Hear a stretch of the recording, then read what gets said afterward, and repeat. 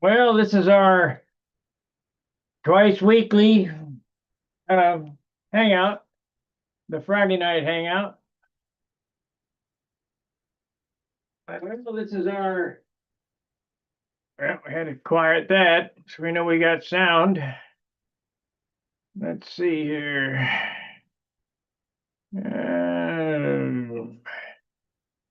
I was almost didn't make it. I'm a minute late. That's the way it goes. There we are. So, as you know, we do this twice weekly, Monday and Friday. And while we're on here, I'm gonna finish cleaning up this mess. I started last night on stream. While I'm getting slow because I'm like I just woke up from my nap, so so things are, I don't know, not going as good as they used to. Don't know what to say. Uh, Gary's usually in here first. We'll see what happens tonight. Maybe I didn't post it. Let's see here. Friday night hangout. Yeah, it's posted. Home. And how many at the bench today? I haven't had anybody view it, so that's where we're at. Let's see what. We don't have any YouTube comments. Oh, we got 8 watching now. I guess I'm not late.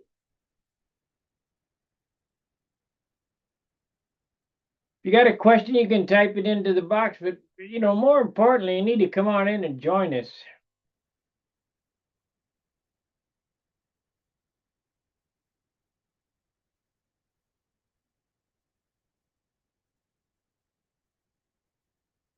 Come on, Gary.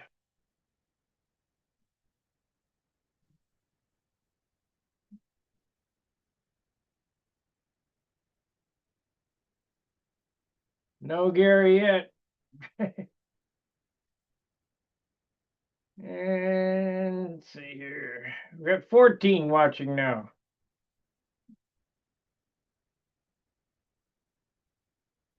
Open chat. Join the conversation to interact with the creator and others watching the stream. Yep, live chat. Here we go. There's Gary. Yeah. Old reliable. I'll probably have to quit a little early tonight. Maybe we got company coming and stuff. So Well, if I could, I'll be in for a while. what's that? I'll be here for a while. Yeah, hopefully we get some users tonight. Didn't last very long Monday. No, sometimes it does, sometimes it don't. I let you run it one time. It went on 4 hours. Yeah, yeah, they got to talking and everything. So it's I like it when Bob starts showing pictures. I do too. And when he gets on there, sometimes we get yeah.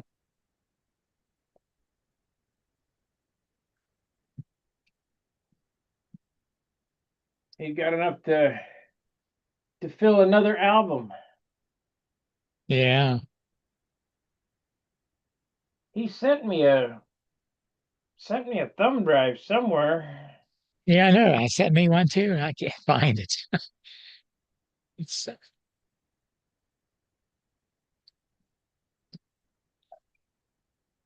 I get around to cleaning this place up a little better, I'll be able to find stuff, maybe, or I won't be able to ever find it. More than likely. Made a little headway yesterday. Yeah. I'll make a little Yeah. headway. What? Yeah. It makes you feel better. Get kind of straightened up a little bit anyway. Yeah, I just need to take an arm and swipe it all off the bench. Yeah. It's so easy when you're working. It's just, you just put it down and go set and do this. And then pretty soon it's all back out again, it seems like. Well, me being a mechanic, my toolbox is pretty organized, and at the end of the day is over when all the tools are out of the box. The day is it short when all the tools are out, and you put it all back and you start all over again the next day.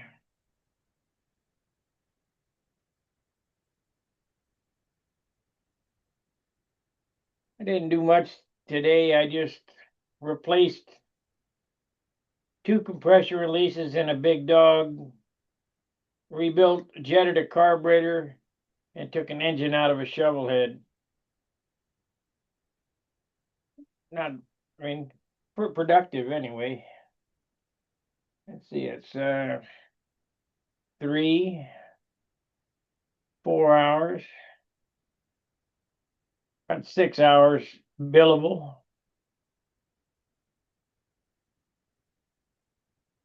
Not great, but better than nothing. Oh, Keeps you busy. huh? Keeps you busy. You run into a lot of problems where nuts won't come off or something like that, and you got to fight it. Not really. Really? That's I good. got I got tools to take that stuff off, no It's problem. okay.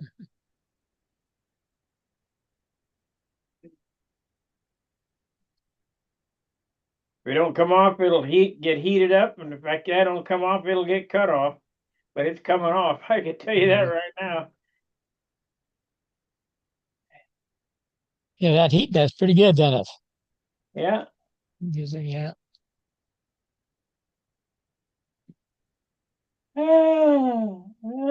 I got some pretty powerful impacts anyway. So I don't usually pound them right off. God, I'm so tired. And what's your commute to work? Just a half hour. Not bad. So it's an hour a day.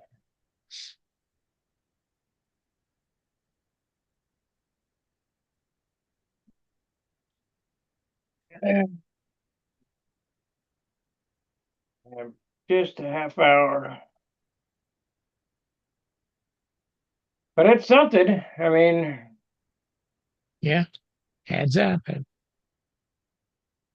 I'm driving farther than any job I've ever had. Usually the I move right next to the Harley shop, but I ain't moving again. See, I was I don't know, 10 minutes away from Widman, and 10 minutes away from Gateway, and 10 minutes away from Docks, and now 30 minutes away from out there. So bought a house in the right spot. But it's too far at the end of my life. I ain't buying another house.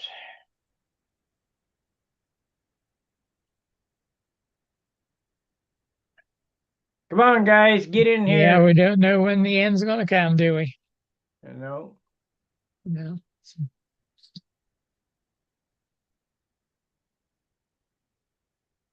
what's You going know, on. when you're in your 40s or something like that, you just think you got a time, but then sometimes they don't. They don't. People die that. I got That's no fine clue. too. Yeah. Your health is pretty good though. Are, are what? Are the houses pretty good? Your health, No. is it pretty good? Oh, my health is okay. Yeah. That's good. Yeah. Mine is too. Stiletto 660, good evening. Light given, thanks. I don't know these nicknames. Yeah, I know. You get that. What? Who? I don't know who they are. Oh, here comes the cops.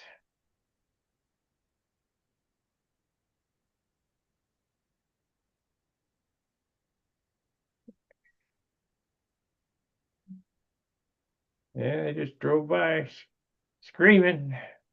Hmm. Okay.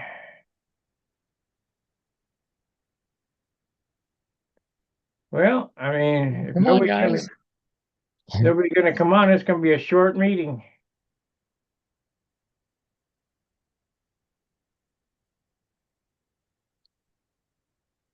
Someone I'll drop in Oh, here. that's Phil Juarez. Okay, Phil.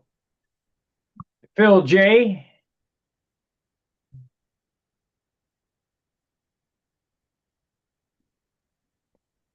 Did you write me an email till you got two accounts on Stunt Hangar?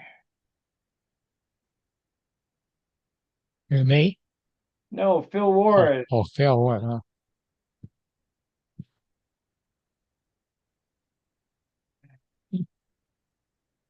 See, he sent me a thing for the 26 support badge.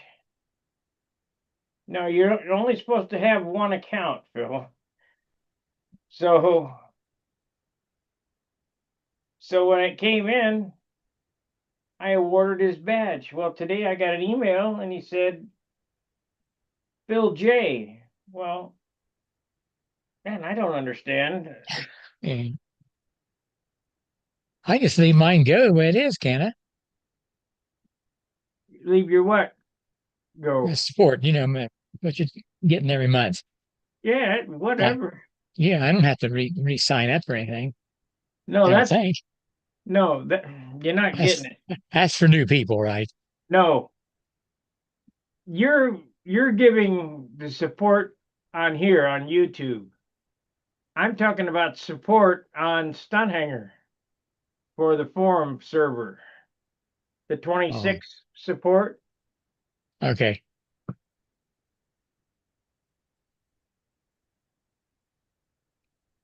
No problem. We'll just let it run as is, Phil. I just awarded you another badge.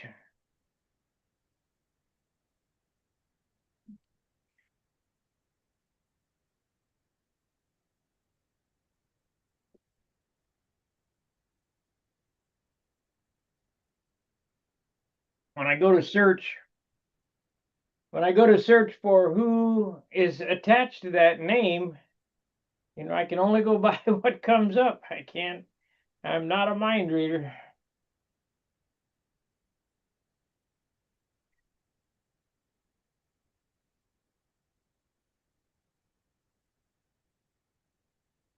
We got Jabberton, Jamabamaton Stinger.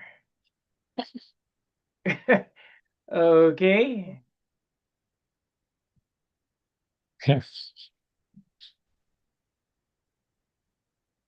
What do we got there? So we got a blue. Okay. Schedule your live to switch to members only. That's all right.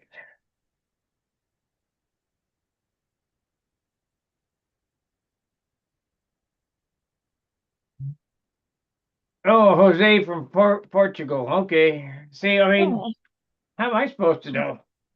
yeah.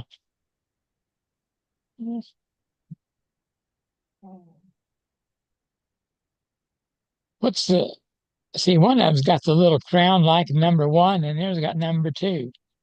What's the difference there? You'll see him have a number. Let's see. Now you'll have. There we go. Stiletto. He thank you for the super chat. Give him a like. You don't like that super chat. Number one has made more posts. The guy with the most posts will be number one. The second amount of posts will be number two. Third amount will be number three. So on Okay. and so forth. Yeah. Kind of just a ranking that YouTube has come up with now to Yeah. keep keep people engaged.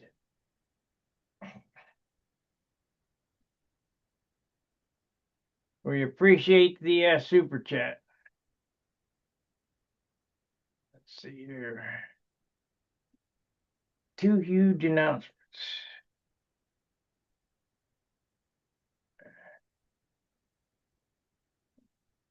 Major money laundering. Man, our country's going to hell.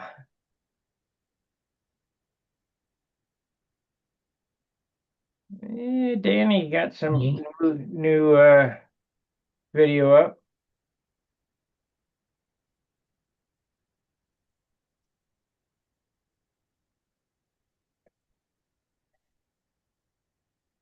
And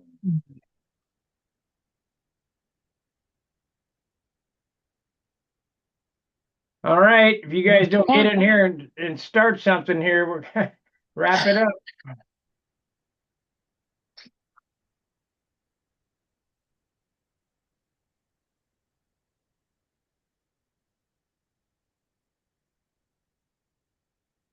I can go on to my building stream or something.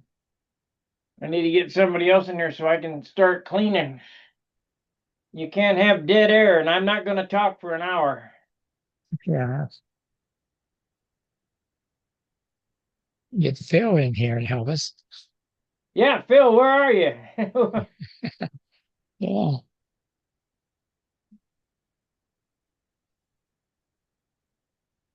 He's a one man show.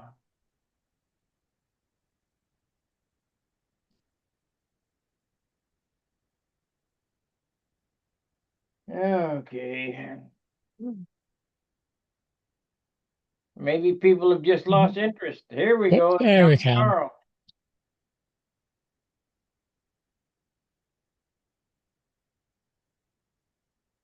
Or they just don't like me, which is okay by me.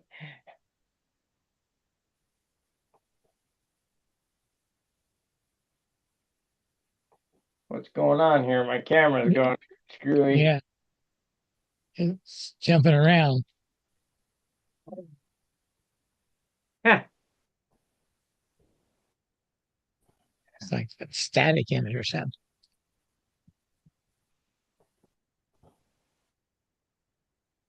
I think it's time for a new.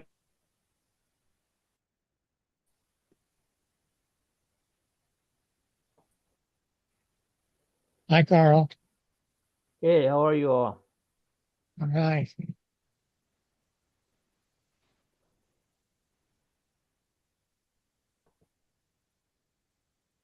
Time for a new what, Sparky? Time for a new camera. Yeah. It uh it ain't acting right. Oh. Hey, you know that epoxy I was asking about last week? Yep, Z-epoxy, yeah. Excuse me, you're right. It's epoxy. Um, when you put that on your fuselage and it dries up, do you go ahead and put that clear dope over it, or do you sand it first? Have you done anything with it yet? Well, no, I'm just doing my preparatory work Okay. so that when it comes to it, I know what to do. Okay. How you put it on is mix it in the container 50-50, brush it on the airplane, take a credit card, whatever, plastic card, and scrape it all off. Then get a paper towel and wipe it all off. You got to get it all off. You go, well, you just Okay. wasted it. You got to get it Okay. all off and let it cure, and it will harden the wood. You'll think, well, this won't do anything. There's nothing on there. Yes, it is. And then you start your doping from there. After you sand it flat, you Okay. can dope on it. Oh, you sand it, then you put the dope on it? Well, yeah, you know, Okay. you're gonna wipe it all off, and it'll be hairy. It'll feel really Okay. terrible. Okay. I got it. I understand. So I sand it with 320, and then start doping, and keeps dope sand, and then you can put your paper on. Oh, okay. And then the other question I have, what's the difference between the Z epoxy than the other brands of epoxy that you can buy? Well, Z-epoxy's hard. It's finishing resin. It's not really epoxy. And epoxy is Okay. if you were to paint 5 minute on or 30-minute epoxy on, it'd be like rubber. You'd be like sanding gum. Right. Right. This gets real hard. Oh, okay. But there are different manufacturers that make surfacing resin and finishing what they call laminating resins. You have to know what you're looking for. If you're looking for a construction epoxy, that's one thing. If you're looking for a finishing resin, that's another. But there are many manufacturers of each. West Okay. And then I noticed there's a good example. Then I noticed there was a number on the bottles, like 49, 48, 47. Do those numbers mean anything? As long as You it's got Z, the part number? yeah. No, it's just a two-digit number. Like one will say 49, and I might say 46 or 48. That might be a part number of that particular stuff. Like, the Z-epoxy finishing resin is, I think, PT40. Right. That's right. Right, yeah. Yeah, that's just the part number, Oh, okay. Okay. the stock number. All right. What you're doing with the Z-epoxy is searing a steak. That's what I akin it to. You know how when you have a real hot grill, you take your steak and you put it on and it sears. Well, it seals the surface. Well, that's all you're doing with Z-epoxy. Yes. Okay, yeah. So the dope doesn't Right. soak in. Right. What I do with the Z-epoxy, I use it quite a bit, and I've actually gotten away from doing covering with paper and things over the years, because I'm not looking to go front row finishes, but you still get a decent finish. I mean, got 8 points last time, but what I do is I use a finishing resin to seal, like Sparky said, to seal the wood so that any subsequent layers you put on won't sink any further down than where that has cured, and you can, then build up a finish. But if you put any kind of solvent release material above that, i.e. dope, first off, if you're going to use dope over finishing resin, it has to be nitrate, because that will stick to a synthetic base where butyrate will not. Don't ask me how I know. So if you're going to use a epoxy, and what I do is I brush a coat on, let's say, one panel of a wing at a time. I mix up enough to do like the top left panel, and brush it on, just get it covered. And then you can either use a squeegee, a real soft rubber squeegee, to squeegee most of it off, or you can heat it with I prefer to heat it with a heat gun so it gets more or less viscous and soaks into the wood, and then wipe off every last bit you can wipe off with paper towels. Keep heating and wiping, get all the weight off you possibly can.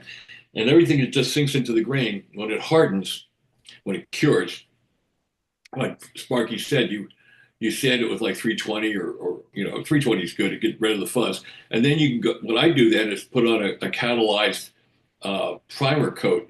Again, because if you put anything that's solvent release above that, there's still going to be some grain. And if a solvents will release over a long period of time, sometimes years, and it'll continue to sink into whatever grain is left. But if you use a catalyzed primer, 2-part or 3-part primer, that also hardens and it won't sink. It won't solvent release after that point. so you're less likely to see grain after a period of time. So anything you put above the epoxy finishing resin has to be a 2-part or 3-part catalyzed material, or you can go use the old method and just cover with silk span to cover the grain. So there's different ways of doing it. Yeah, even though when I do a Z-epoxy finish, even though I'm using Z-epoxy, I still put silk span on it. Okay. That's You another know- way around. Yeah, there's all different ways you can do it. Yeah. All right. And then, what is sanding sealer used for? Trash. I That don't was, know. Okay, that was years ago. yeah, I know. I just happened to think about it the other night what the difference might be, but you answered it pretty bluntly, trash. So we don't need to go any further on that. Haven't seen sanding sealer in 50 years. Yeah, yeah. Now remember, if you're going to use the dope and baby powder method, all that baby powder is gypsum rock, so it's heavy. Yeah. Or you can use zinc stearate. Randy said it's I've light. used that. I've used that very successfully. The zinc stearate. It's light. Put about 2 tablespoons into a quart of dope and then thin it, and it swells up and fills the grain and sands like, just sands off like nothing. It's really easy to sand. I've used that very successfully over the years. Well, I thought my understanding is when you use a Z epoxy and you go through the procedures like you just mentioned, you can just go ahead and use dope paint, the paint over that, can't you, on the Again, fuselage? it has to, you just can't use butyrate dope over it because Well, you have to use nitrate. you have to use a nitrate, right? Okay, all right. That'll stick to a synthetic base, which is the epoxy is a synthetic. Yeah. Where butyrate dope won't. And the reason I know that is I actually did that on an airplane once and got all the way up to the finish and just peeled the whole finish right off the wing. Oh, wow. Like a big sheet, almost like a piece of Monaco, just peeled right off the wing. Because these are procedures are all new to me. When I was building my ringmasters and flight streaks, I just grabbed a can of colored dope and just painted the fuselage, without sealing up the wood. And, I just didn't know any better. So, It depends on what you're looking for. If you're looking for a fast, quick finish, you can. I've done it on some profiles that work really well. Put a coat of Z-epoxy on, and heat it and wipe it off. Sand it. Put another coat of that on. Heat it, wipe it, and sand it. And then you can even go to Rust-Oleum. I sprayed some Rust-Oleum on an airplane, and it came out with a really nice finish. It's not a front row Nationals finish, but not everybody's looking for that. right. Now, the Rust-Oleum that you buy, does it have to be a certain chemical makeup in the paint, or you can just go down buy a can that says Rust-Oleum on it? Yeah, well, I don't know. I mean, the one I tried was a blue. It was a medium blue I had, and Yeah. I sprayed it on and very carefully, and it worked great. Okay. It wasn't a front row finish, but it was Yeah. a nice finish. You Serviceable. know, Sure. Carl, Yeah. did you know Alan Brickhouse? No, I didn't know him. Well, Alan, for many years, he couldn't paint dope in his house because of his wife being allergic to it. He would monocoat the wings and Z-epoxy the fuselage and use Rust-Oleum on the fuselage. Mhm. Well, yeah. And what, like Bob said, was it a front row finish? No, but he was, row 3, 4. So that's all Yeah. that counts. Okay. All right. That's Not good. everybody is Utilitarian. looking for that. Yeah. Everybody is looking to be on the front row. Yeah. You're looking for a serviceable finish that doesn't take a lot of time and effort and weight. You can get away with a lot of different things. Yeah. Have you seen Sparky? Did you see some of the stuff that Tim Stagg's doing with using yeah. clear, clear over the wood and then putting opaque areas, trim as opaque? Yep. Boy, I'll tell you, that's a nice effect. Yep. And it's light. It's very light. Tim builds really good. He does. That gypsy he had at the nest was really pretty. I don't think I saw it. Well, if I saw it, I didn't pay attention. I was judging, so I Well, don't. I did the appearance point judging this year with Paul and Keith Schossel, and we had that airplane sitting in like the 16-point row, I think. At first, they kind of put it there, and I said, "Guys, go over and take a closer look at that thing." And when they picked it up and started examining it, they moved it forward a row. You know, we all decided to move it forward a row because it was deceptively nice. Uh-huh. Yeah. Yeah, I've seen him, he built his Mustang and Chipmunk, and I like what he's doing with alternative building materials with that flooring stuff. And his Yeah, airplanes are pretty light that way. he's very innovative. I just don't want to spend $90 on a roll of flooring that I don't know how to use. Yeah. Yeah. Danny and I are talking about using paper bags. I think you did something similar, Bob, where you used Silk span. I use silk span. I called it reverse composite. What I did was I put a coat of, well, the first time I tried it over raw balsa wood, and it didn't work. And I'll explain that in a minute. But what did work was putting on a coat of Z-epoxy, the way we talked about, brushing it on, heating it, wiping every bit of it off, and then sanding lightly, and then you have a base. And then what I did was and this was for a foam wing fully sheeted. And then I took a piece of silk span and I brushed some Z-epoxy on the wing, put the silk span onto the Z-epoxy, and heated it so the epoxy would become thinner. Was it more viscous or less viscous? More viscous. And it would the silk span would sink down against the wing. And I took a playing card or a couple of playing cards taped together and scraped all the excess epoxy out that I could get out, and got the silk span laying down nice and flat against the wing. Then I inverted that wing. Let's say I'm doing the top right panel of a foam wing. I inverted it into its corresponding cradle piece, the piece that left after you cut the wing. And I sanded that smooth and vacuumed it.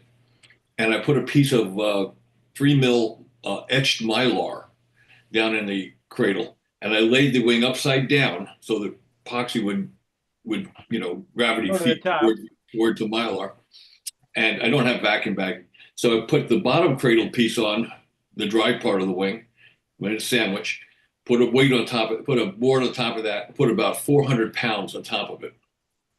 And I let it cure overnight and came back, took the weight off, peeled off the mylar and sanded the surface, and I went to primer and finish. That's what's on that Wildfire Twin. And there's no grain in that after, 5 years now. Zero grain in that airplane. And it's light. It was very I light. think Tim Stagg is using polyacrylic or something.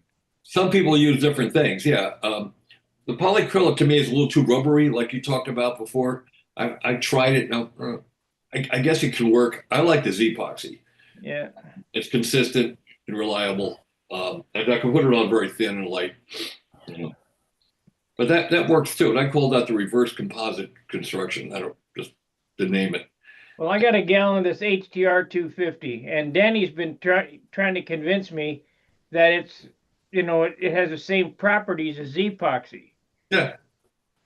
So I may try that. I don't know. There's a million of them out there from different brands that all do the same thing, So I'm sure that West Systems has an equivalent, maybe even a better product. Who knows? But I've had very good luck with Z-epoxy.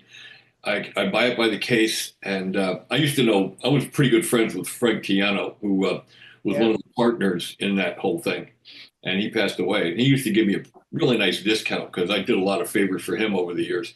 So I get a pretty nice discount on a Z-epoxy and on cyanoacrylates. I used to buy it by the case. Yeah. He's now long gone. But I still use epoxy. You can get it through Amazon. Yeah, you can. That's for. I'm sure that he's passed away. He won't mind if I give his phone number out. See Frank Tiano. Yeah, well, they sold that to another. His part of it, I guess, was sold to somebody else. I tried calling there, and that's no longer. You can't buy stuff from them anymore. Yeah, old Mark Radcliffe was down there flying for the event one year, and then the following year, Frank passed away, Yep. and that was like, geez, yeah, he was just with them. So I don't Frank, know what happened there. Frank used to do a lot of product reviews for us when I was at Fly Models. This was back in the late '70s, early '80s. We send him kits and he'd build them and review them. He was very reliable in that respect and did a good job. He wrote good reviews. He was a car salesman. I think it was used cars, or maybe it was a new car salesman. I'm not sure which, but that's what he did for a living for most of his life until he got into FTE, Frank Giano Enterprises. And Steve Busso, was he sponsored by Zap? Yeah, he was sponsored by Zap. Yeah. That was a Kestrel, that airplane? Yeah, he had a number of airplanes. I mean, a lot of them were based, I think, a lot on Pattern Master Numbers. numbers, yeah. They're- But he had a number of different airplanes, the Jaguar and a whole bunch of different airplanes that were all good airplanes. He was a good designer. I went up to visit him not that long back. Spent a day with him and his wife up in. Didn't he narrate some of your videos? He narrated. Yeah, I actually wrote a copy and I sent him a microphone, really high-end microphone, and got him doing voiceover narrations. And he kept that microphone for like 30 years, 25, 30 years. And when I went up to visit him, he gave me the microphone back. Yeah. He narrated The Man in the Museum, I think. Yeah. He did a bunch of narration. He had a real announcer's voice, still does. He's doing well. He married a very wealthy lady, and they're living a very nice life. He was at Brodax, got to be 7, 8 years ago. He was flying. Yeah. I've been trying to get him back into it, but he's into tennis now, and I guess probably into pickleball by now at his age. But they're in a more of a jet set environment now. Hey, let's not knock pickleball. Anybody here know what Big Pink is? No No. hippies, no hippies in this crew. Yeah. Big Pink. It's Saugerties, New York, which is right where he's in Tivoli, which is right near Saugerties. And there was a house there called it was a Pink House, and it was rented by the band. Everybody knows what the band was. Remember the band? Mm-hmm. Up on Cripple Creek and those things. Oh, Yeah. And Dylan came to live there with them, and they did a series of tapes in the basement called the Basement Tapes, and they did a feature album called Music from Big Pink, and he lives right close to that. Wow, that's pretty cool. Yeah, it is cool. Being a music fan. Yeah. Very neat. But Steve he's still doing a lot of drawings and things like that, and a lot of the trophies that are given out at the Rentham contest are renderings that he did, and then copy them onto, make them onto a placard to put into a frame. And they're really nice trophies. who did I'm looking at the plans, but I can't see. But who did the drawing of the Thunderbolt? Who inked those? Billy's Thunderbolt. Billy Thunderbolt. What was that guy's name? He's the same guy that did the Caprice drawing. Hold on a second. I forgot his. He passed away. I can give you that number, a name. Just give me a second. Because I've got the 3-view of the Thunderbolt framed. It's real big. It's, I don't know, 30 inches by 24 by 30 or whatever, 28 by 30. The cutaway. That's what I did. That's what I did in my copy of it too, Sparky. Framed it. It's on the wall right there, but I can't see who drew them from here. I can't remember the guy's name either.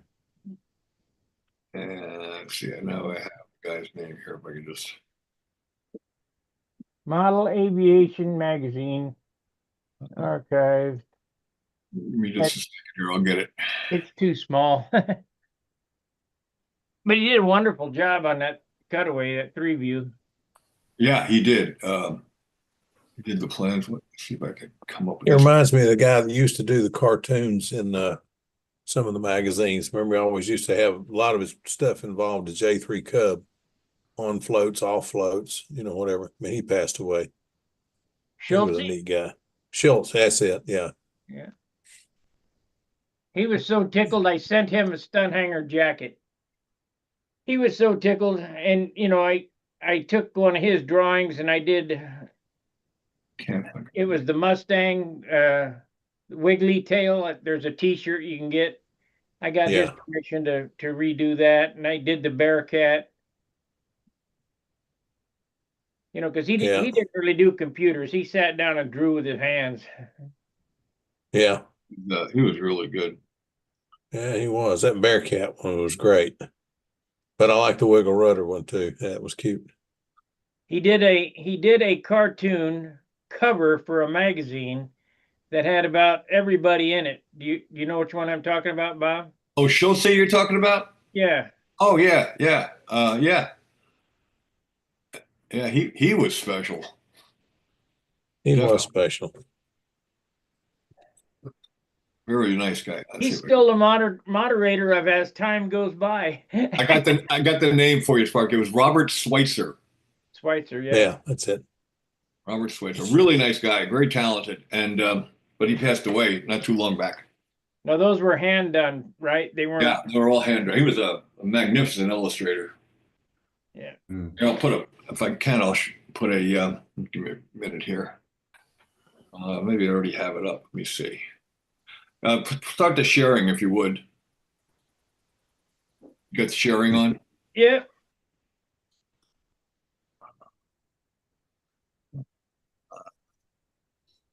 No, I don't have it loaded. Hold on a second. I have to load it again.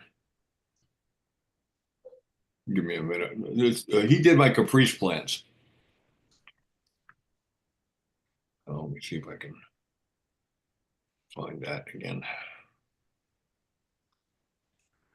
I completely revamped my computer and where I store things. I was getting too much on my C drive, so I put everything onto a terabyte. Yeah, I got one of them. Standalone terabyte drive. Yeah, I've got a couple of those. One for backup and one for. Okay, let's see. I don't know if this will open or not, but we'll find out. Yeah, there you go.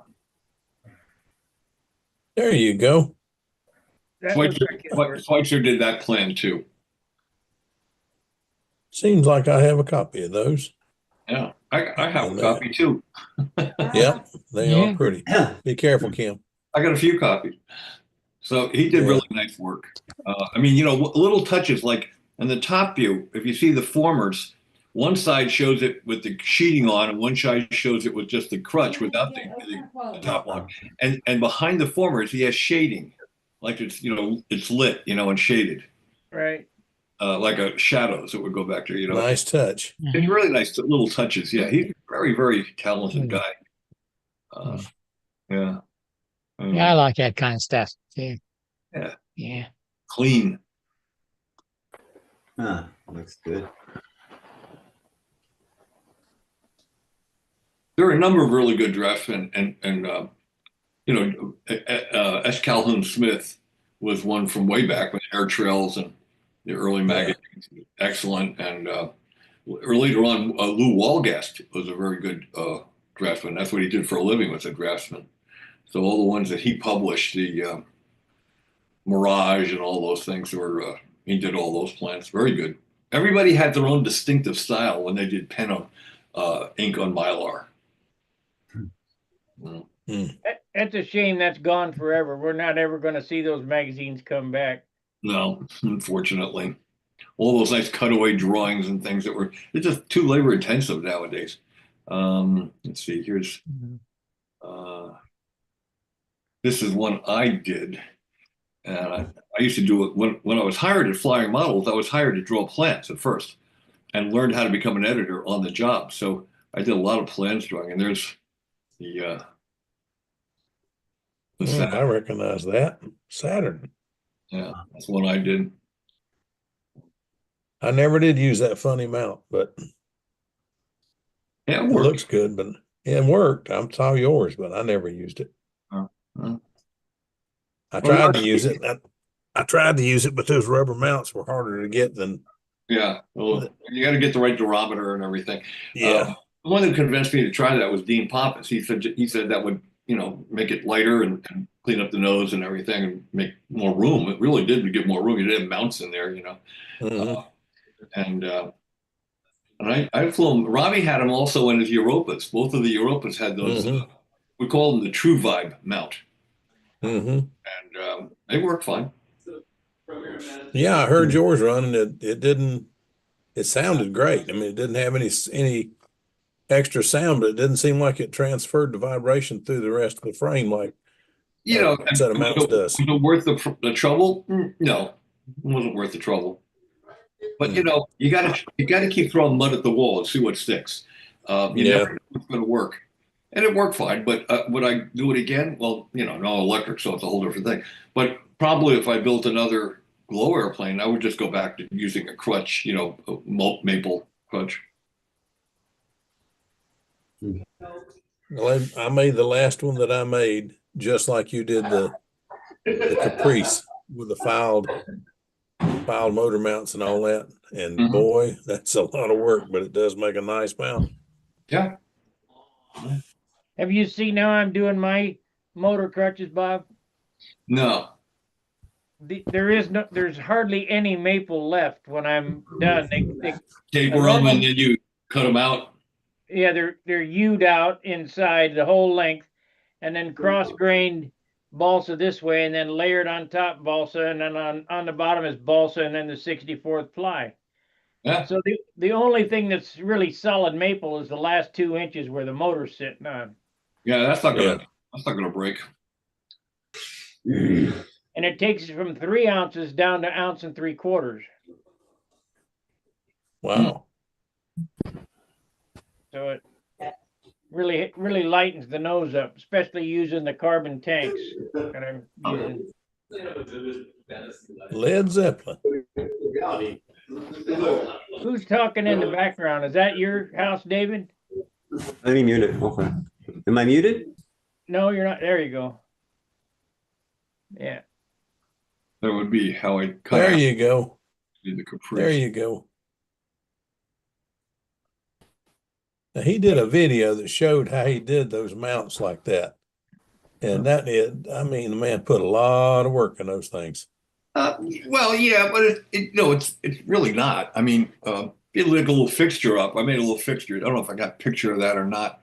Well, I put them into a little fixture, and I have another shot of it here. This is kind of sequential. Well, I kept wondering how you did it and got them all so perfect. And all I thought, dadgummit, he's better at following a line than I am. Router And then table. I saw you do it. And he laid the file on the table and ran the motor mounts back and forth across the file. And I Oh, to thought, get the recess for the plates. Yeah, I didn't have a milling machine at the time, so I just took a bandsaw, sawed them out close, and then I think I probably have a picture of that someplace. I used the 1/8 inch thick file and just moved the mount sideways across it until it got the depth I wanted. That worked pretty good, actually. yeah, it did. I don't know if I have a picture of that. I had a picture of that because You had a picture of it in your Caprice series. yeah, I don't know. Lost a lot of this. I didn't lose. I just misplaced it. Anyway, I'll look for it. I was cleaning up the basement the other day and found a bag. I started to just throw it because it didn't feel like it had anything in it. And I opened it up. 23 or 26, I can't remember now, rolls of film from the 70s when my girls were little. Lord, now I got to find somebody that can develop all that. I know where you have the picture you were thinking about. With the file, but that's an easy way to do that. It's like a poor man's milling machine. Yeah. Well, that would be my milling machine. not banked with this group of photos, unfortunately. So I went to Bean's Lumberyard here in St. Louis, and I bought a piece of maple that was it was a 1 by 10 by 10 foot, and it wasn't real expensive, 30 some dollars, but rock hard maple. And I put it up on my table saw and I milled my own motor mount blanks. Run it through the table saw, then run it on the planer. I have a DeWalt planer, and you get perfect motor mounts because it's hard to get good motor mounts anymore. I can't get them Yeah. at Shakers. I found that that thing actually, Phil. I'll put it up here. I found it in a different place. There you go. And that works. Yeah. Yeah. As long as your initial cut's not too deep, when you cut. Yeah, you got to cut a little short. Yeah, you got to be sure. It takes a while, it depends on the grit of your file and everything, but it Yeah. works fine, it's a good way of doing it. I've learned a lot over the years looking at your pictures and Well, some of your. one of the reasons I took a lot of pictures is because when I was doing stunt news, I was having a hard time filling 100 pages every 2 months. Yeah. And a lot of times I would have to come up with a how-to on my own in a matter of hours, and sometimes a matter of an hour and a half or 2 hours. We'd actually pull out the pictures. I'd write the copy, send it to Liz, and she'd do a layout. And so I realized early on that if I took a picture of everything I did and banked them, I could then make little vignette how-tos, out of the pictures. And this was one of them, Yeah. Smart man. Did I show that one? I don't know. Did I show that one just now? Oh, no, I gotta go back. There's a whole bunch of those though, that work pretty good.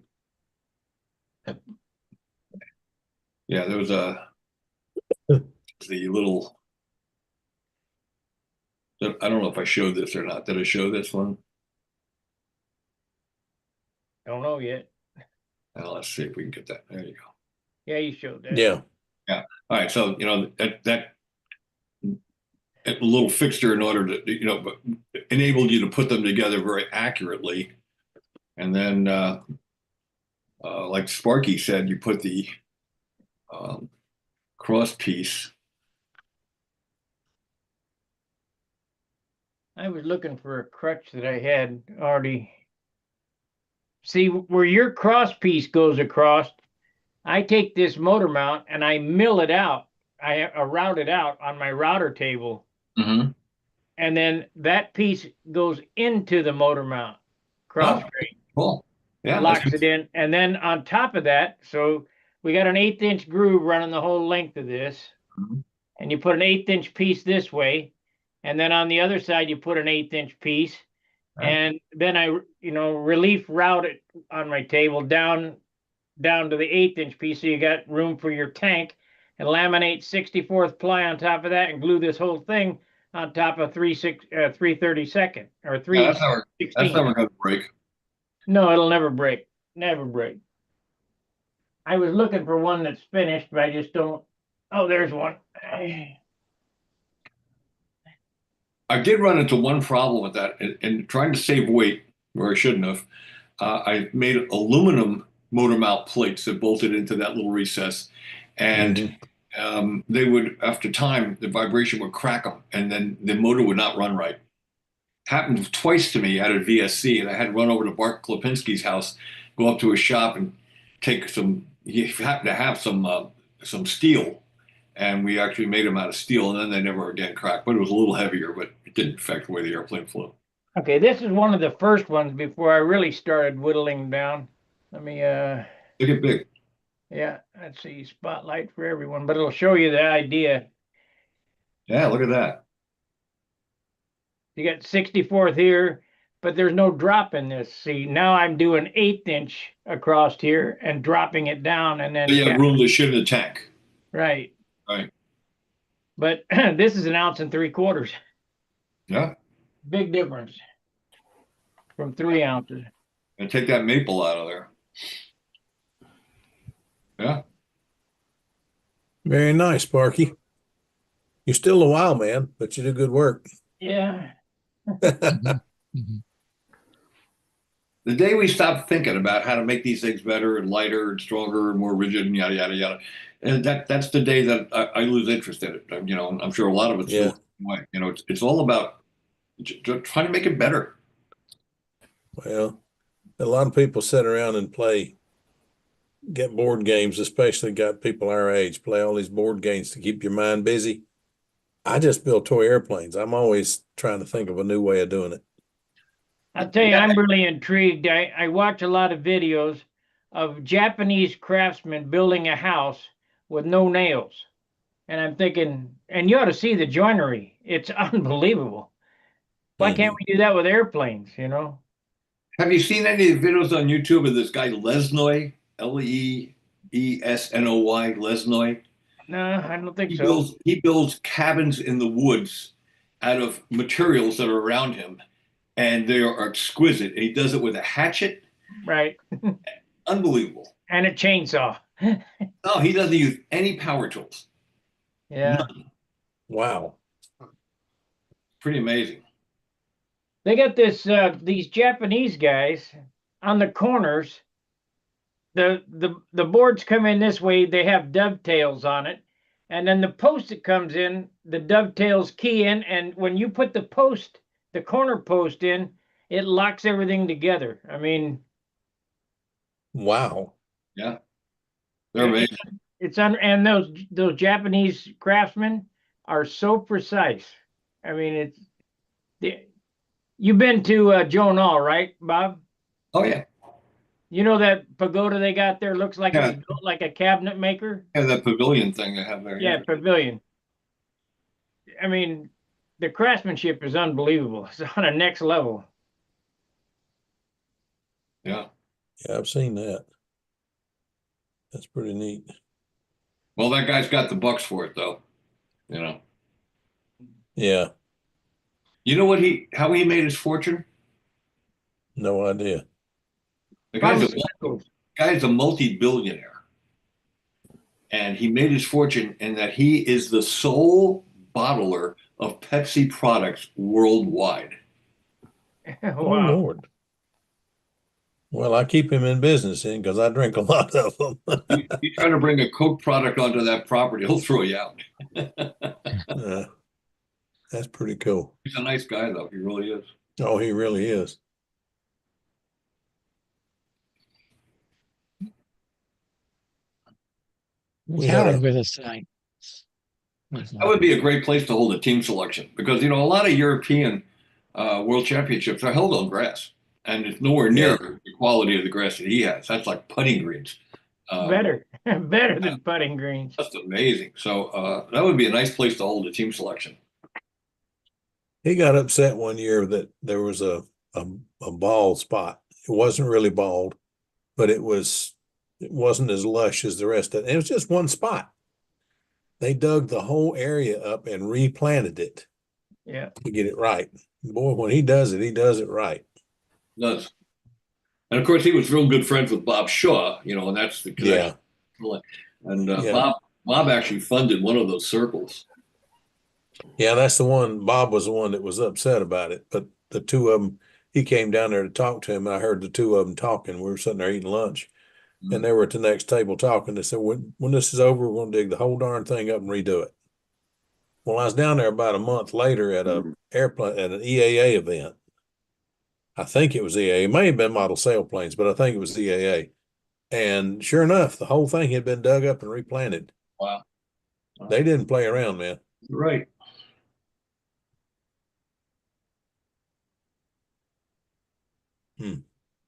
Hi, Howard. Bob. Hi. How you doing? Howard's in the house. Cool. And not Howard iPad. Yeah, it looks like Howard is in the dark, which is he's usually still sunny out there. I'm in the Right. dark. No, it's not sunny. Not this time of year. We're close to the pole, you know. Nice flying and No practice flying today? no practice flying today. I'm trying to find out what happened to a package of ribs I sent to Elliott Scott. UPS said they delivered it, but they didn't get delivered. Some porch pirate is going to be opening that box and saying, "What the heck are these?" Yeah. Yeah.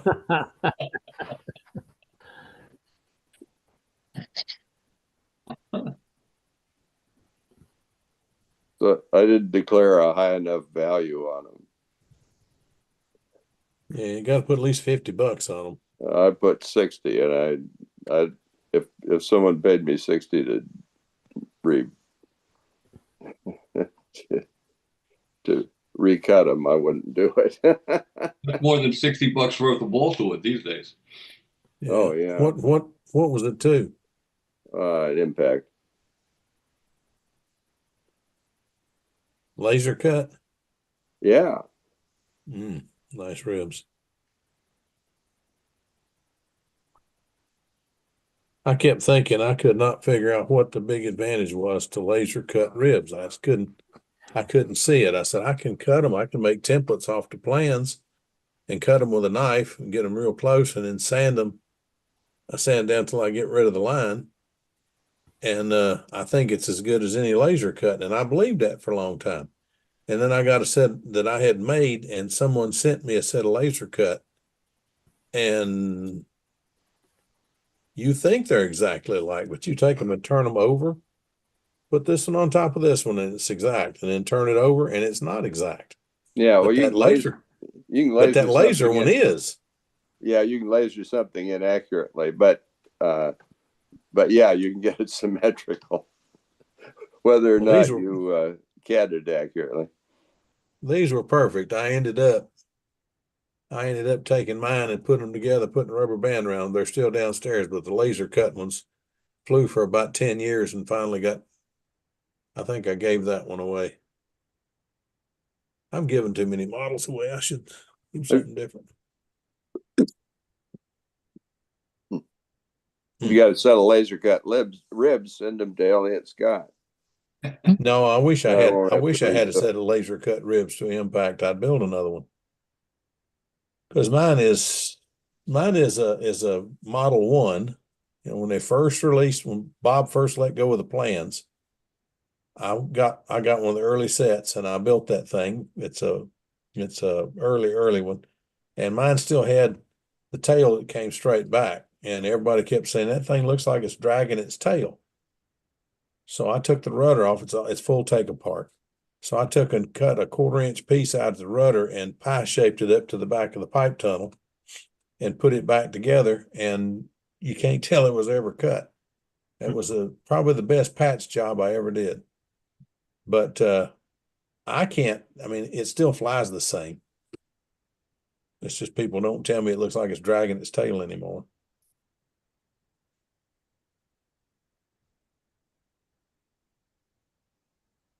An impact? Yeah. Yes, sir. Yeah, it doesn't sound 40 VF. Here's an impact set of ribs right here. like, And it's heavy. Yeah, send them to Elliott. For what? So I don't have to cut another set.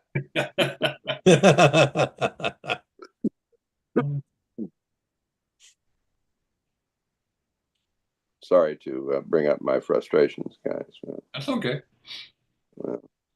We all get there sooner or Hey, later. everybody should have been at Las Vegas. Not too many of you were. Kind of a long I'm gonna ways make it away. one of these years. I want one of your trophies. I don't care if it's 6th place. I want one of your trophies. Those are ones done off the Lost Foam system, which not only have the rib profile, but from a top view, the leading edge has the taper of the wing, and from the front view, it has the thickness taper from root to tip. So it's a 3-dimensional rib. Mm-hmm.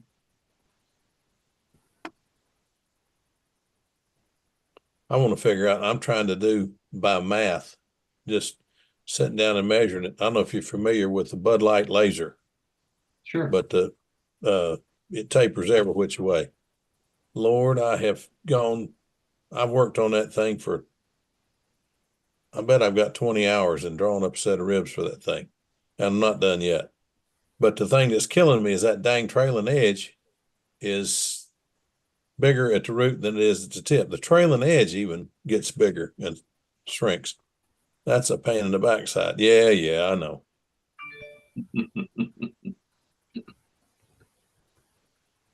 Is that to a laser? No, that's, I don't No, know. that looks like one of your fixtures that cuts the hole in the fuselage. No, that's two ribs out of a lost foam. When you send them two at a time, one Yep. on the side of a chunk, one on the Oh, other. yeah. I know what you're saying now. Yeah. As many of them as I've done, I should have recognized what that was. And everybody take note how the grain is in that wood. Don't put your grain going cattywampus to Right. that cradle when you sand it.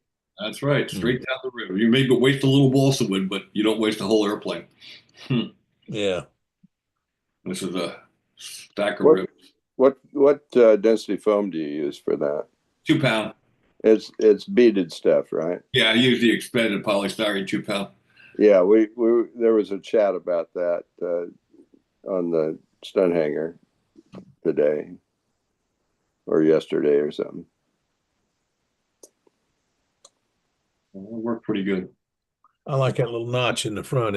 It wasn't, nobody said much about that. And we were doing molded leading edges. So everybody said, well, just leave them hanging.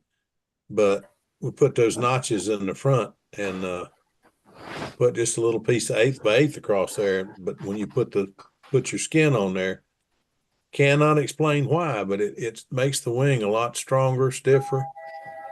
Well, you don't get that stark look over time between the ribs at the leading edge. It doesn't get a little, you put a part in front.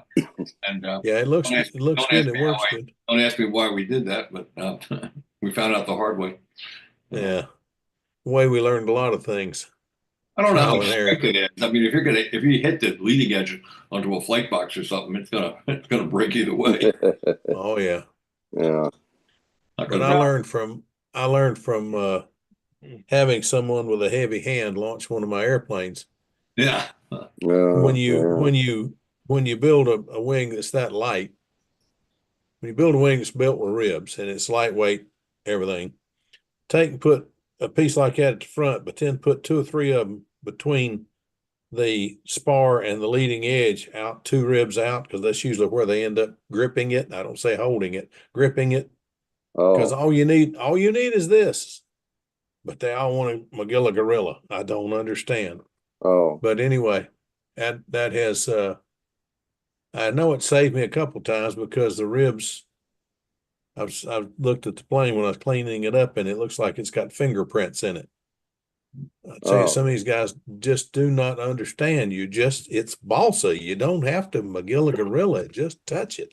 My first Thunderbolt had fingernail marks in it from Gary Hayjack.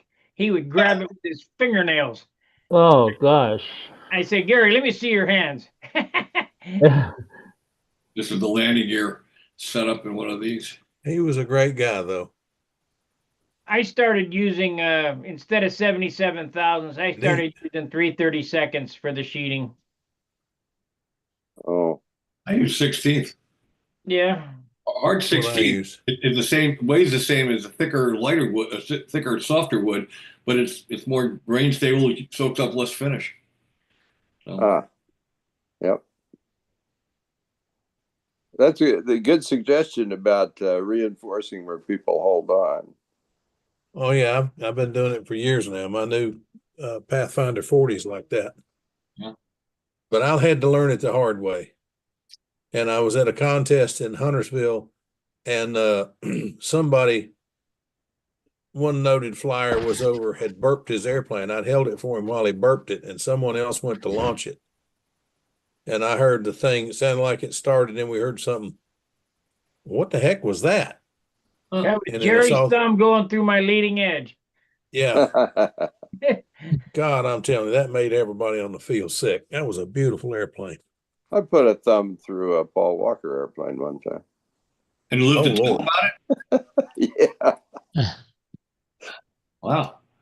You don't have to outrun the bear. He just has to outrun Paul. Yeah, right. Yeah. one thing Gieske told me to do, and I tried, and it worked really, really well, was when I built a built-up wing, the Genesis Extreme I've been flying for over 25 years now. That was a Lost Foam Warren Truss wing with 16th, and he said cover the whole wing with the 2/10 ounce carbon, and then when it dope it a few times and sand it, and then take a little sanding, like one of those little emery board things, and cut the carbon out in the open bays, and at the same time bevel around the opening so that there's not a sharp edge to cut the subsequent silk span when you put it on.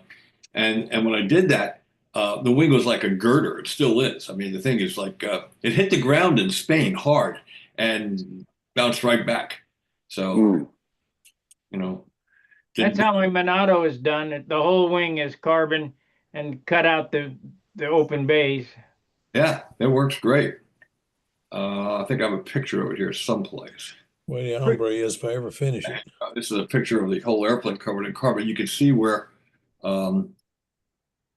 even the cap strips are covered with the carbon. Right. Uh-huh. And that worked really good. Well, I talked to Bob before he passed. What he was doing inside his fuselage, wherever there was a former, he was just using carbon toe. Yeah. For a while, he was using 1/8 inch balsa square, 1/8 inch square balsa, and building little frames for formers, which was pretty cool. Of course, around here, I have his Nobler elevator stabilizer, and the covering is all coming off. So I peeled off the covering on one side of the stabilizer. And you know that those are little sticks. He didn't use ribs. He just used little sticks back there and then hollowed the leading edge out of all that. Man, that's a lot of work. He's probably spent 100 hours building that stab. Wow. I remember looking at the first Bear at the Nationals, and he had a sheet over it, which I thought was a little peculiar, but I asked him about it, and he says, well, it's to keep it from warping in the sun. No. I said, can we look at it? And he went over it, and he's standing there holding the sheet, and he's got the sheet up between me and the sun. I kid you not. He actually, so I'm looking at the. Go ahead. I'm sorry. Go ahead. He had actually the turtleneck on that thing. I was looking at. He said, "You can pick it up; it won't bite." And I thought, you're protecting it from the sun, and you're going to let me pick it up. So I picked it up, and it was light. Wendy had been talking about his planes were light, but this thing's bigger than Wendy's Spitfire, and it's lighter. Yeah, it was very light, 48 ounces, and his daughter, Christy made the covers, and it was like a reflective outside, like a silver. NASA. Yeah, it was light, and you just put it over the airplane and reflect the light away, and prevent it from getting faded or warped or anything. Yeah, warped or what do you call it, UV or any of that stuff. Yeah, you can get Mylar blankets, like a 1,000th or thinner. I've gotten those, but you got to be careful. They're coated with aluminum. You've got to have the aluminum side away from the airplane, or it leaves smudges on the airplane. Yeah, that's the plan for the Genesis. Look at that. That thing reminds me of those fish. I can't. Yeah, it's called a guppy.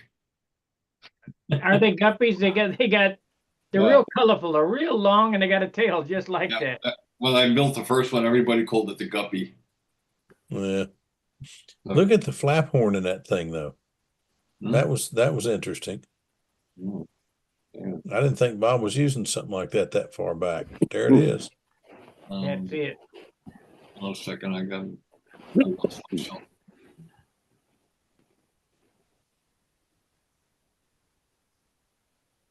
What's going on? I got myself lost here. So no, not you, Bob. I got an alarm going off in the other room. Okay. I'm gonna have to jump off and jump back in. I'm screwed up here. Okay. Speaking of Las Vegas and the interlude here. Thanks, Carl, for your work there. That worked out well. The what? Thanks, Carl. Oh, Oh, you're welcome. Yeah. Carl does a good job. Yeah, he and Santa Claus were well. Carl was writing stuff down for Santa Claus. His fingers don't work very well. Did Yeah. Santa Claus have his outfit on? No, Not that outfit. No. Oh, darn it. oh, you wanted Carl this? was the scribe. Here it is. See the flap horn? What about it? About it. That's one of those corrected horns. I didn't even know anything about them back then, and then I saw this and I put one in mine, and I didn't know what it did, but apparently it worked. Flew well. You know, I mean, I think, yeah, I mean, it's logical to try to make the intersection point where the push rod hits the flap horn at a point where where it connects to the flap horn down through the pivot forms that line. Push rod should hit that at neutral at a 90-degree angle, right, Howard? Yeah. Not necessarily. But it's better than straight up and down. Well, I think you can get away with either one.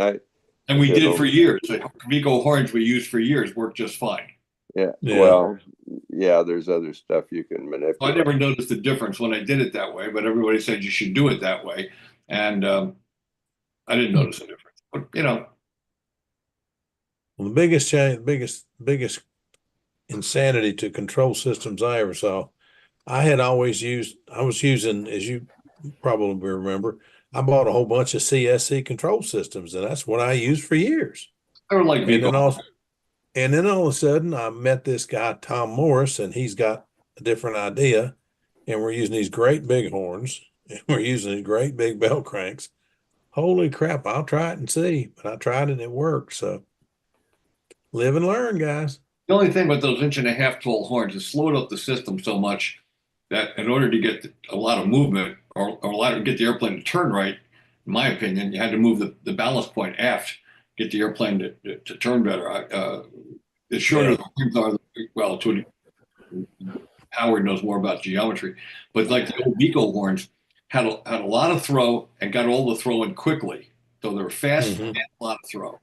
And I like that, but then it meant you could turn the airplane quickly, but you had to stabilize it. So the wheel pushed the balance point forward to stabilize the airplane after the corners. And the consequence of that, I found, was that you got a lot of stick pressure build up in heavy wind.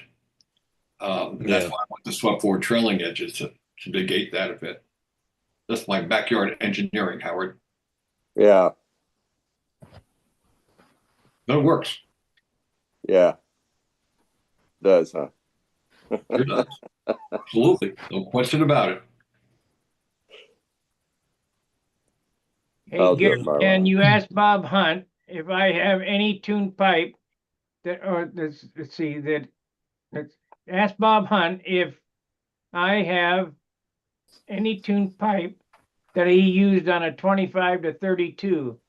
I had bought a 32 to Randy Smith, but it seems too big. Yeah, we were making a smaller pipe back in those days when Robbie was flying the Europas. We made a smaller pipe. My dad made a mandrel, and we had got the Chinese handcuff kind of sock and made smaller diameter pipes. And they worked great on the smaller engines, but there wasn't much of a market for it after a while, so we stopped making them. Another question is a fully sheeted built-up wing lighter than a fully sheeted foam core wing? Air is lighter than foam, balsa wood, and glue. Yeah. Let's see here. Built-up wings will be lighter, but there's always a trade-off. Built-up wings are lighter, I think. I mean, for equivalent. Has to be. Yeah, because there's less. It's no foam or glue, or less foam and no foam and less glue. But it's also open to the atmosphere. So you get into humid areas and things like that. The humidity gets in the wing and can move balsa wood around. It can change the trim of the airplane. Where a foam wing is inert.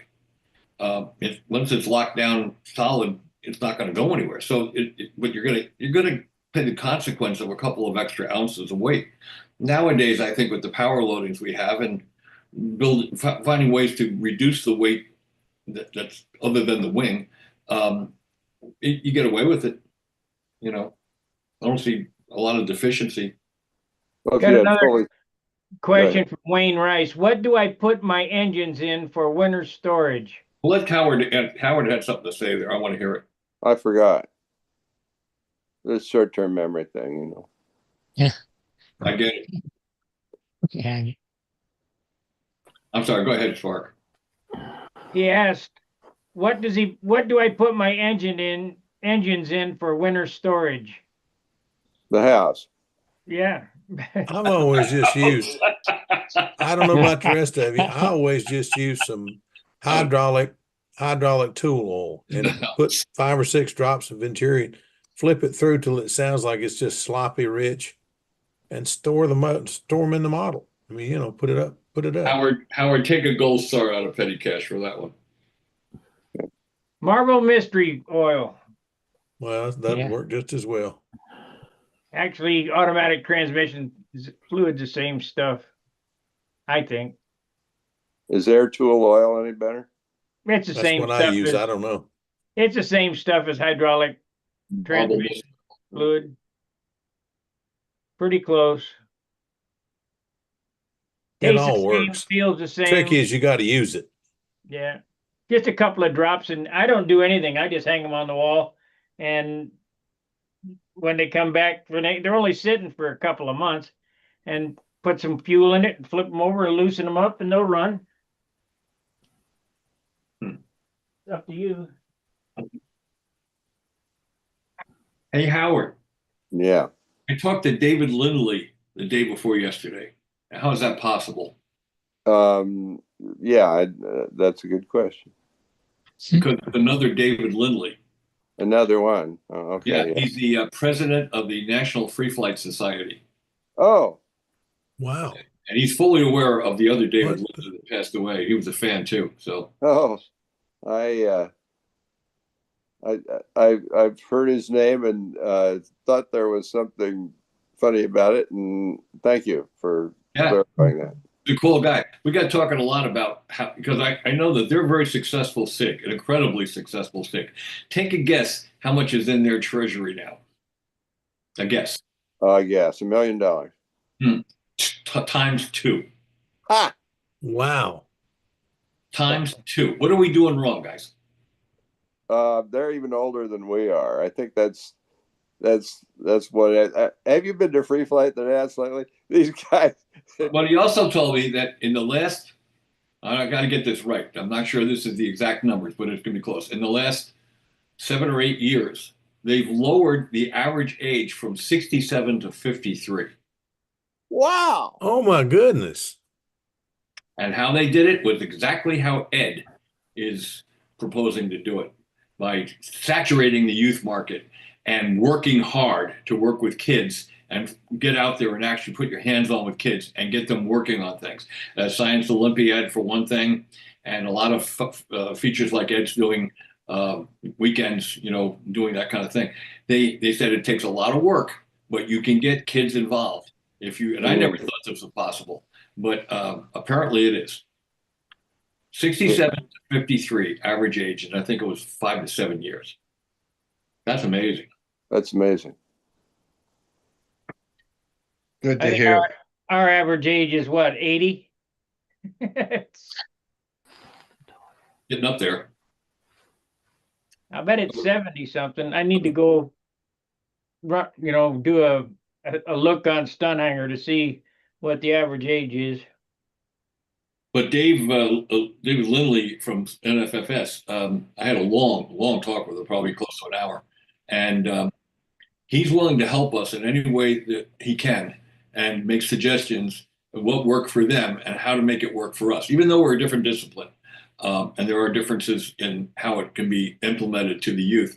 There's still ways of doing it, and he's willing to work with us. So I'm working with Mark Weiss to try to affiliate with him and with David Lindley and and find out what we can do to increase the size of Pampa and, our scope. Yeah, Sounds that'd like be a a good good idea. combination. Neat guy.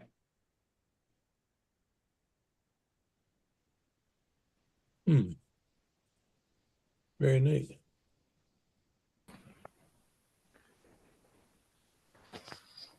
But I found also he doesn't play lap steel either. So, Well, yeah, I was going to ask about that. What are we gonna do with him? if you know the other David Lindley was a very famous lap steel player, played with Jack. Oh yeah. Everybody, Hmm. Yeah, Robbie and I went to see him when Robbie was out here.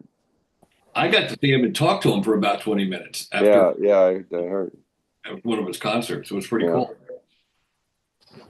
It was kind of like one of those deals where he was talking about when he was young playing at Disneyland, and after the gigs, they go down into the tunnels where they had all the hydraulics. They, for I guess it was steam and things to work the rides, and they go down there and smoke dope.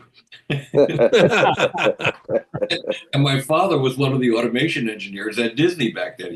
He spent a lot of time in California working with Disney.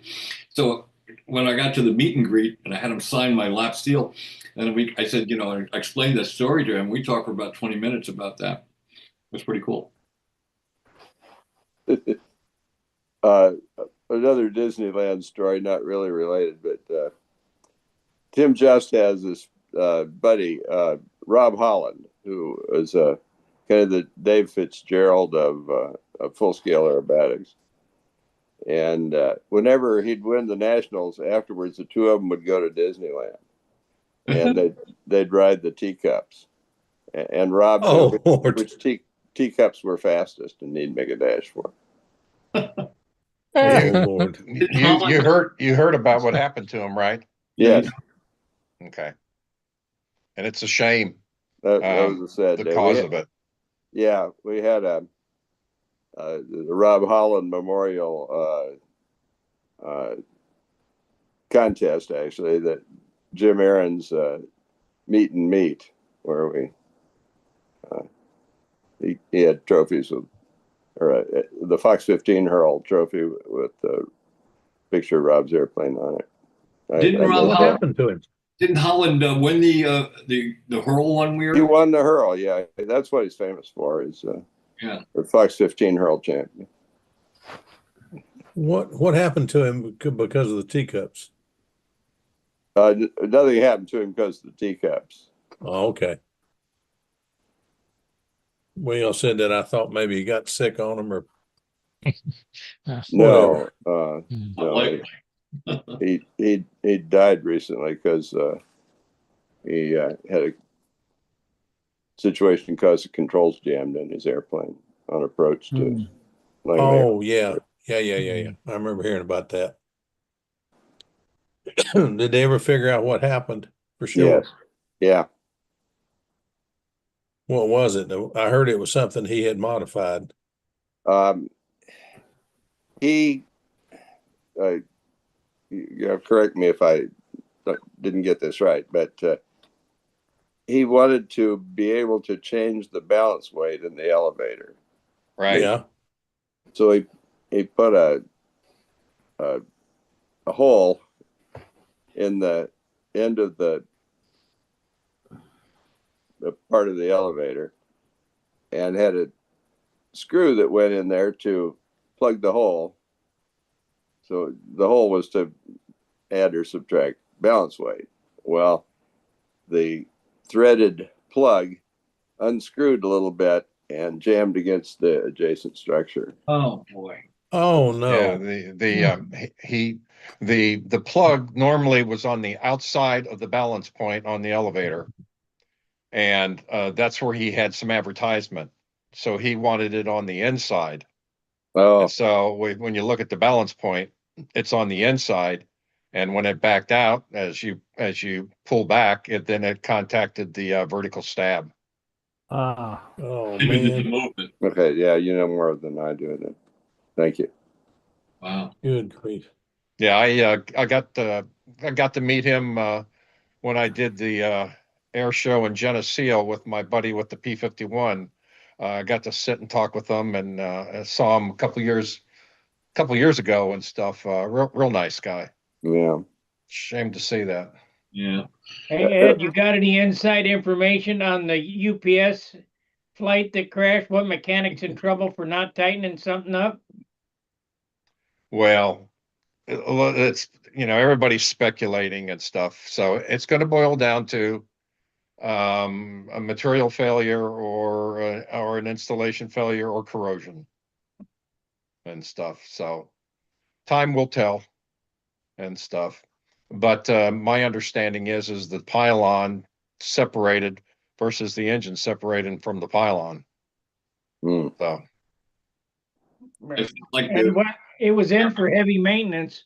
So what I was just thinking is, man, I'd hate to be that ADJ guy who tightened that pylon up because I think they missed something. yeah. Well, like I tell my guys, hey, listen, follow the book. If we follow the book, You're covered. we're covered. And I'll give you, for instance, one of my customers, we were doing an engine change, and for the oil temp bulb, we knew that the part number in the book was the wrong part number. And so on other engines, the same temp bulb, we knew what part number to use. So we put the correct one on for that installation. But according to the illustrated parts catalog, it wasn't correct and stuff. And so we had to go back in and put the wrong part number on because that's what the book said to do and stuff. And we had to document it in regards to what engineering had to say and things like that. So say, for instance, you got the same engine on 3 different types of aircraft. Well, on 2 types of aircraft had the correct part number, and on the 1 type of aircraft had the wrong part number. And then we had to submit to the OEM a correction to the book. Yeah. But in the meantime, you had to put the wrong bulb on the airplane. Had to put the wrong O-ring for the temp bulb. Yeah. Yeah. Good grief. And everything how are was you highlighted to quality. And so we were covered, Yeah. and stuff. So, yeah. How are you coming, Mr. Ed? 12 hours in this chair, 12 hours in bed Oh, Lord. with my leg up. I also got to watch for blood clot. How So, much longer? well, my 3 weeks is Thursday to go see the doc, where he takes the hard cast off, and then another 3 weeks of not standing on this leg, and then start physical therapy. wow. You're getting So- there. I mean, that's the big thing. Talk about your fund meter getting pegged here pretty quick. Well, I tell you what, if I were you, I believe I'd listen to the doctor because I've met your wife. Oh yeah. That little woman will hurt you. Hey, I you know what? They put a new piece in that has more surface area for bonding. I was going to try to give them some JB Weld and stuff with me, and so I got my fingers crossed. There you go. We're wishing you the best, brother. Yeah, I appreciate that. Thank you. Mr. Adam Misson, how the heck are you? Late. Hi, Denny. Well, Late to the party. That's it. Danny, That's there it. used to be a radio announcer here on TV. I mean, here on the radio. And every evening when he sign off, he says, you all be careful and getting home. And just remember, myself, I'd rather drive a little slow, be a little late than be the late George Lee. And I will never forget that. And I met George years later and rode bicycles with him, and he's a character. He's an old buzzard like me. He's older than I am, but he's he's funny. We rode bike to the beach, 274 miles on bicycles.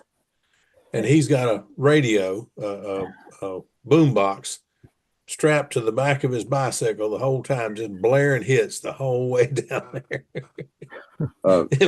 He was a mess. Hey, Denny, how's your project coming on the Vuga Magister? Well, I got working on the plans today. I've got struggling trying to get the airfoils in right now. I think I got them. I gotta look them over a little more. It's got a little bump in there I gotta fix, but I'm getting there. Saw soon- your soon saw as you your have- airplane fly in California a few weeks ago, and it flew well. Angstrom flew it well. Yeah, Fitzgerald told me he said he thought Angstrom flew it better than I did, which Oh yeah, Dave just knows what to say. So yeah. anyhow. That's cold. Well, the airplane, it's an honest airplane. All right. It doesn't really have any bad habits or anything like that. And I thought he'd do well with it. He was very happy with it. Yeah. I don't know if you know, the thing got karate chopped on its way home. No. Oh, Yeah. So it's busted wing, busted fuselage. I don't know if he's got into trying to fix it yet or not, but how I that think happened? he got his new moldy. So I think the old wooden airplanes kind of lost interest. So What airplane was it, Dennis?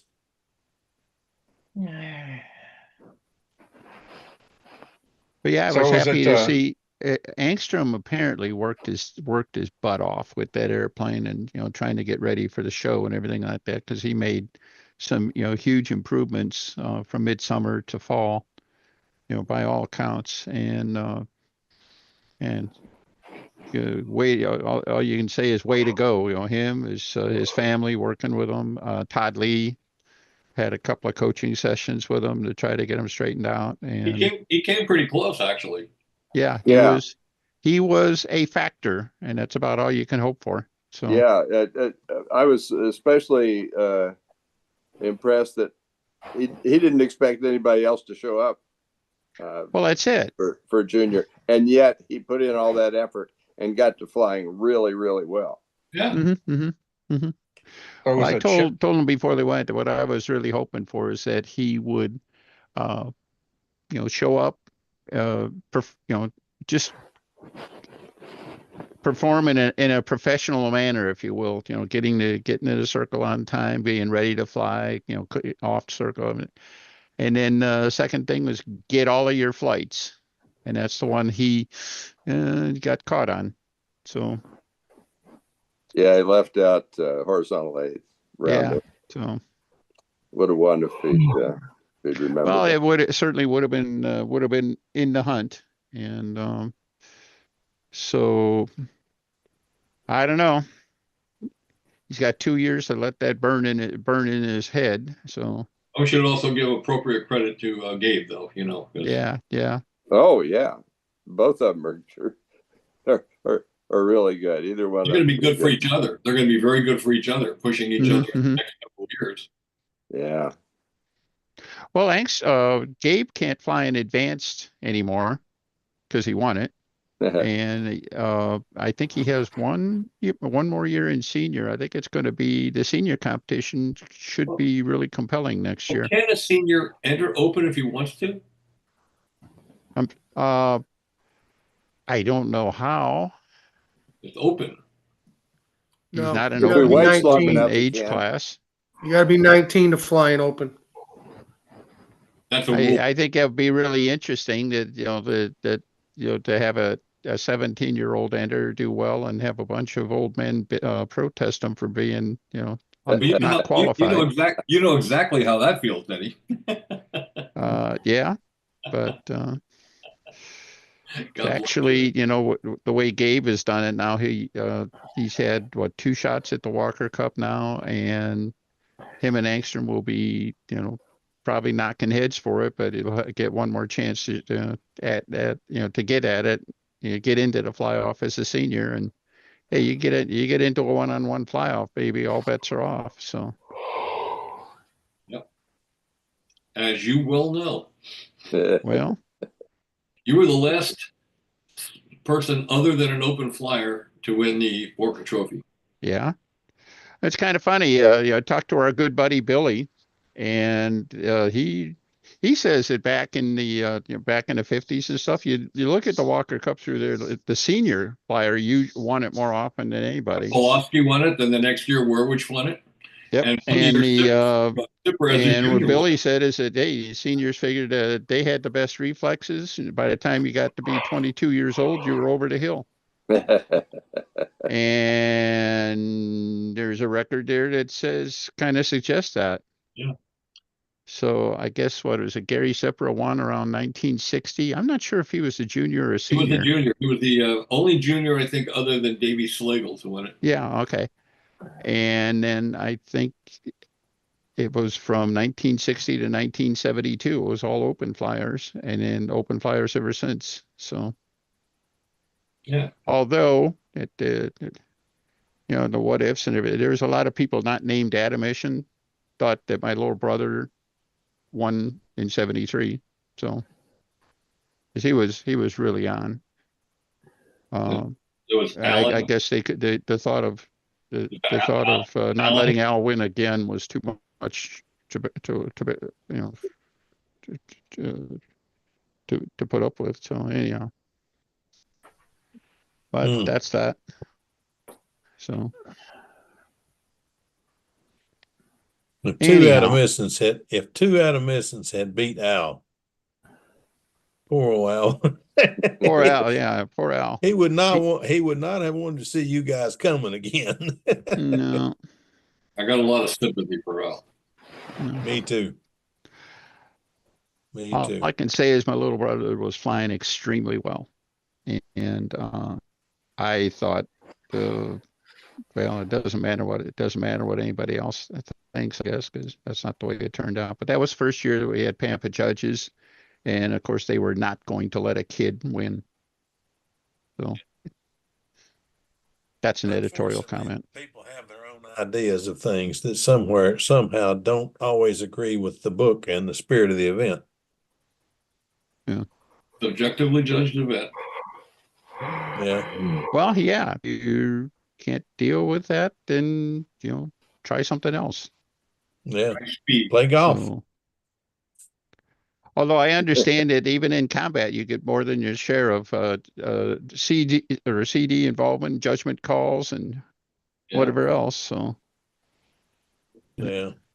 Speed is probably the only event of racing where it's almost objective. Or. Mm-hmm. Oh, racing! There's all the fouls that are called. Well, yeah, certainly FAI racing gets crazy, but I remember in '80, J.E. Olbritton and Gator had the fastest airplane. They set the record that year, and in the final fly-off, they got fouled, and they refused to give them a reflight of the finals because they had an air show scheduled in the stadium for the closing ceremonies. So they got screwed out of a gold medal. Yeah. or possible gold medal, because even if they had reflown, who knows what would have happened, but they were clearly the fastest airplane. You're still not over that, Howard? What's that? Oh, I made a snotty comment there. Oh, I want to hear it. What was the snotty comment? Oh, it was Brenda, the CD of that contest. That was my comment.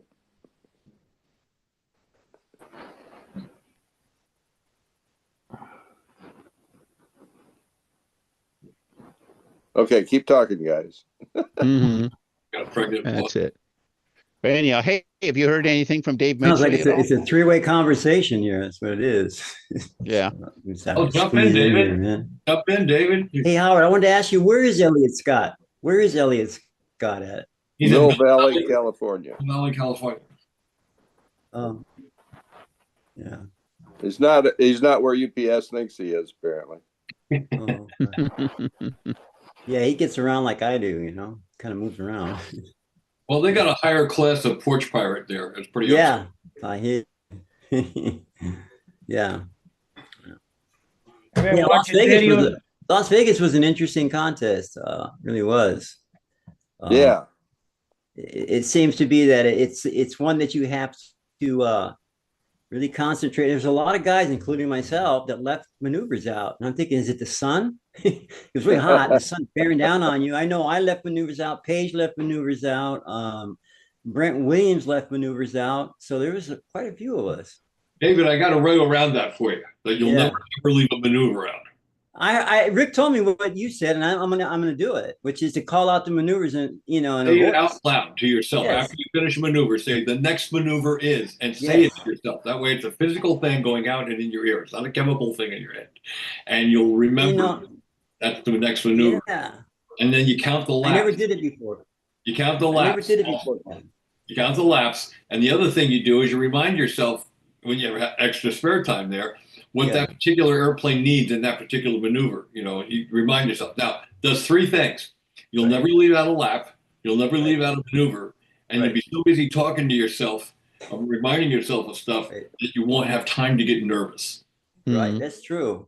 Yeah. It's hard to multitask when you're flying though, Bob. You're counting and it's like, it's a regimen. It's a regimen. If you get into it and get used to it, then you'll do it the rest of your life, and you'll never leave out a maneuver or a lap. Yes. It's like starting a motor. You get used to how that motor starts. You can walk up to it and you prime it 6 times or 4 times and flip it through 4 more, flip it back twice, flip it once, hook the battery up, give it 20 seconds or 10 seconds and hit it one time and it's running. It works every time. If it doesn't work, you panic. Yeah. Push the button. Yeah. Well, push the button is my favorite thing. But Bob, the only thing I would add to your advice there was if you're flying electric, learn to speak softly. Yes. Yeah. Don't go oh darn if you do a bad maneuver or something worse. Because right. Right. Yeah. Also, don't go woohoo if you do a good one, because they won't like that either. Saying what? You say "osh" one time and everybody remembers it. Dog. Oh, they sure will. Yep. That's one more thing to add to that list. That's good.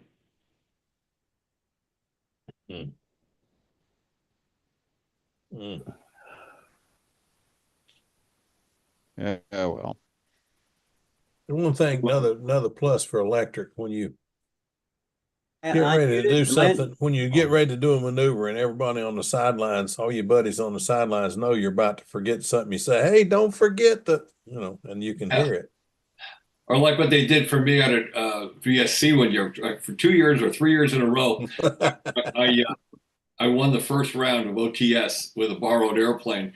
And in the second round, I left out a maneuver in each of those years and lost. So the fourth year there, Larry Foster and his wife had cue cards made up, and they held big cue cards up in the air for me. Good, man. It didn't help.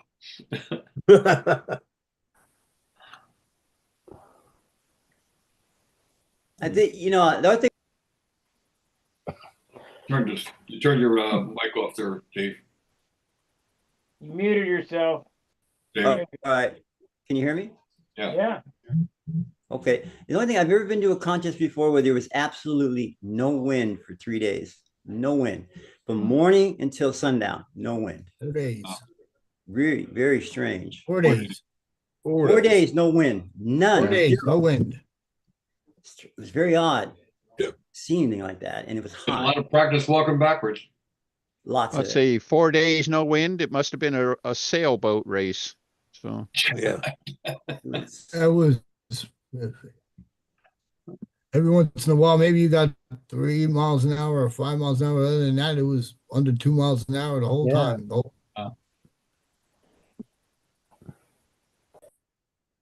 2 or 3 miles an hour the whole weekend. Hey, we're never satisfied. It's either too windy or not windy enough. We're never satisfied. Oh no, exactly. Well, it's strange. We were asking for a little bit more. We were actually asking for a little bit more, but then the issue over there, you get wind, it gets too hairy. It wants to shift too much. Yeah, what was weird is that you look at one side of the pole and you look at the ribbons and they're blowing one way, telling which way the wind's going. Then you look on the other side, the other pole, and it's pointing a totally different way of that wind's blowing. So the wind was always circulating and crisscrossing throughout the day. Yep. Yeah, we had that a few Yeah. times. One Hey, river was going this way, one Steven. river was going that way. Steve, remember the It didn't circle burner affect field? anything. Stephen, remember the circle burner field? But you'd have wind blowing in two different directions on that little field. Yep. Yeah. But you always flew in that corner, no matter where the wind was, you flew in that corner. Well, the back circle, just Back circle. the takeoff ramp. That's where the Venturi was. That's where all the air would exit the field. No matter where it was blowing, it would go out that little hole. And if all the guys that knew that secret, no matter where the wind was blowing, they'd play in that corner and they wouldn't have any problems. Yep. That Bob, circle was known for that. It didn't matter where the wind was. If you tried to fly outside the field and go the opposite way towards the parking lot, you ran into trouble. But if you flew in that Right. hole, you were great. You're You were fine. golden. Yeah, that's right. That was the Bob, secret. we got a question from the peanut gallery before we go to Sure. after party. Thanks for the answer on the pipe. Could you share the measurements of the pipe and the baffle's position? Because he's trying to make one or two. I don't remember what I had for breakfast this morning, and I don't have any documentation of that anymore. That was what, 30 years ago or more? No, I don't remember that. Randy Okay. might have that information. Hey, give Randy Randy a Smith. call. Yeah, give Randy a call at Aero Products. Can you scale it from the RPM? I don't know. Scale down a big pipe? I don't think so. The guy who designed all the math on that was a guy named Richie Tower. He actually was an engine guy, and he cracked the two-stroke engine tuner's handbook, got all the formulas out, and he made all the tapers and the baffle placements and the length of the pipe, the second reflected wavelength and everything. He was the one that set all that up for us. Everybody gives me a lot of credit on that two pipe thing. I made the pipes for a while, and I was the handle monkey. They would put something together, and I'd fly it and tell them if it was good or bad. That was pretty much my involvement in that. So I can't take any credit for the actual math behind any of that. We're coming to the end of our YouTube broadcast, and Gary Sinclair said that he had to leave early tonight. So, Mike Lonke, would you like to take over the hosting for the after party?